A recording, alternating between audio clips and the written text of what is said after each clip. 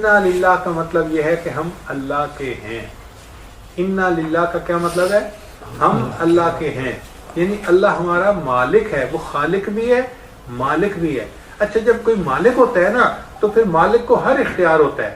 آپ دیکھیں آپ گھر میں ایک جوس کی بوتل لاتے ہیں، اب آپ کو اختیار ہے، آپ اسے چاہے تو باہر ٹیبل پہ رکھ دیں، چاہے تو فریج کے نچلے دروازے نچلے حصے میں رکھ دیں، چاہے تو اس کو فریج کے اوپر کے درجے میں رکھ دیں. کوئی آپ سے نہیں پوچھ سکتا بھئی آپ نے اس کو یہاں کیوں رکھا. بھئی میں مالک ہوں، میں لے کے آیا ہوں، میں جہاں رکھوں میرا اختیار ہے.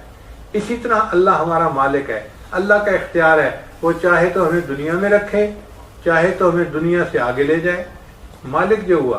تو جب ہم کہتے ہیں انا للہ ہم اللہ کے ہیں تو ہم یہ اقرار کر رہے ہوتے ہیں اے اللہ آپ ہمارے مالک ہیں، آپ کو اختیار ہے، جس کو چاہیں آپ یہاں رکھیں، جس کو چاہیں اپنے پاس بلا لیں. کوئی اعتراض نہیں کر سکتا فلاں کو تو جلدی موت آ گئی، فلاں کو تو بچے کو موت آ گئی، فلاں کو جوانی کو.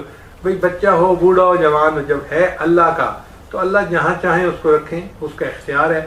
تو انا للہ کہہ کے دل کو سکون ہو جاتا ہے کہ جس کی وفات ہوئی وہ اللہ کی مرضی تھی، ٹھیک وقت پہ ہوئی، ٹھیک ہوئی.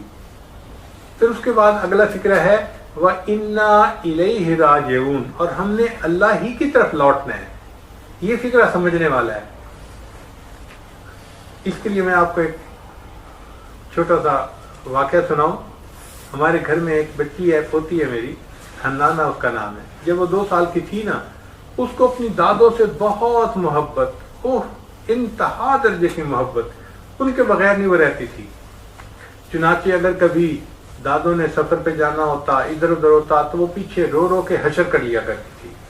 ایک مرتبہ عمرے پہ جانا تھا تو ہم نکل گئے، تو سوئی ہوئی تھی. جب اٹھی اور اس نے دیکھا کہ دادو نہیں ہے، وہ اتنا روئی کہ اس کو روتا دیکھ کے گھر کے سب لوگ رو پڑے. اور وہ روتے ہوئے یہ کہہ رہی تھی جب دادو کو پتہ ہے کہ میں ان کے بغیر اتنا روتی ہوں، مجھے ساتھ کیوں نہیں لے کے جاتی. وہ 2 سال کی چھوٹی سی بچی تھی اور سمجھ میں نہیں پاتی تھی کہ بھئی یہ سفر تو رہتا ہی ہے زندگی میں انسان کے. تو ہم نے پھر فیصلہ کیا کہ بھئی اب ہم اس کو حج عمرے پہ اپنے ساتھ ہی رکھا کریں گے، الگ نہیں کریں گے، اس کا رونا ہم سے برداشت نہیں ہوتا. تو ہم نے ٹکٹیں بک کروائیں. اللہ کی شان کے سفر ایسا بنا کہ ہمیں 1 مہینہ پہلے گھر سے نکلنا پڑا. ہم نے پہلے کسی ملک جانا تھا اور وہاں سے ہم نے حج پہ جانا تھا. ہم نے ٹکٹیں بک کروا دی اور ہم نے اسے بھی بتا دیا کہ دیکھو حج پہ آپ بھی ساتھ جائیں گی، لیکن ہماری فلائٹ 1 مہینہ پہلے ہے، تمہاری فلائٹ 1 مہینہ بعد میں ہے، مگر ہم اکٹھا حج کریں گے. اس کو تسلی ہو گئی. اب جب ہم گھر سے نکلنے لگے تو وہ جاگ رہی تھی اور مسکرا رہی تھی اور خوش ہو رہی تھی، اور وہ آرام سے اس وقت کھڑی تھی، رو نہیں رہی تھی. تو میں نے اس سے پوچھا حنانہ آپ کی دادو جا رہی ہیں، آپ رو نہیں رہی؟ تو وہ مسکرا کے کہنے لگی دادا ابو دادو کی فلائٹ آج ہے، ہماری فلائٹ آفٹر 1 month ہے، ہم بھی وہیں حج پہ آ جائیں گے، ملاقات ہو جائے گی دادو سے. تو مجھے دل میں خیال ہوا کہ دیکھو جب اس بچی کو یہ احساس ہے کہ جانے والے جا رہے ہیں اور تھوڑے دنوں میں نے بھی آگے چلے ہی جانا ہے، تو اب اس کے لیے یہ جدائی کوئی غم نہیں ہے، یہ آسانی سے خوش ہو کے الوداع کر رہی ہے.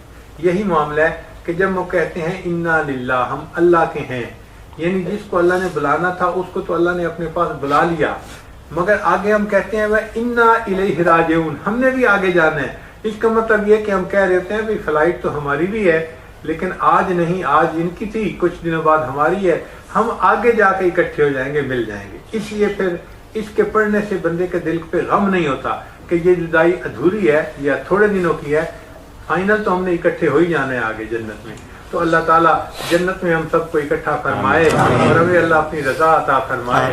وآخر دعوانا ان الحمد للہ رب العالمین.